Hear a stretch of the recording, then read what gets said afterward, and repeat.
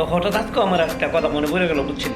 এটা হলো আমার দাদি ওদিনকার ঘুম থেকে উঠে আসন নামাজের করে বিকেলে ওই মাঠের দিকে হাঁটতে কাছে যায়, দেখে কি ছোটো একটা একটা বারফুট, দুই সাইডে দুইটা বারফুট, আর মাত্র 7-8টা পোলা পাই ফুটবল খেলতেছে।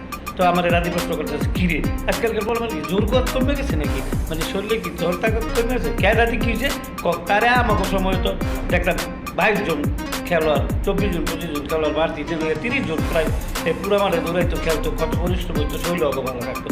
আমি তুমি দাদি ঠিক হয়ে গেছো, কিন্তু এখন হচ্ছে কি জানো, এখন হলো জায়গা কমছে, মানুষ বাড়ছে, কিন্তু ওই ফুটবল বাংলাদেশে খেললে কোনো লাভ নাই। কেন জানো, এখানে কোনো গোল্ডেন ট্রফিও নেই, বাড়তি কোনো সুযোগ সুবিধা নেই, এটাতে পিছনে চলে রয়েছে পোলাপাতা। আর আরেকটা কথা কি সত্য কথা জানো, ওখানে তো মানুষেরই বেশি দাম, মানুষ যে বাড়ছে এতে কিছু সুবিধাও বাড়ছে, হয়তো বাতা খাটায় জীবনও দেহ নাই, চিন্তাও না বল। এই হলো যেই করে যত মানুষ বেশি অত ইনকাম হয়ে গেছে, বুঝছো?